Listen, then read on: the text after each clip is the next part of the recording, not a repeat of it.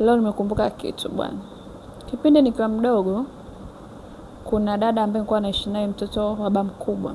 Alikuwa na mume wake. Nyumba yao ilikuwa na vyumba viwili.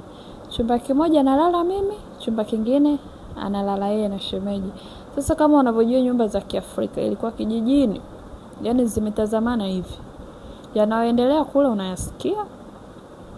unayasikia kama yalivyo. Nyie yule shemeji alikuwa anamuweka yule demu. Kwanza alikuwa anaichapa kila siku. Yule dada mpaka alikuwa anakimbia anakuja chumbani kwangu. Akija chumbani kwangu, mwamba anamuwekea pale pale.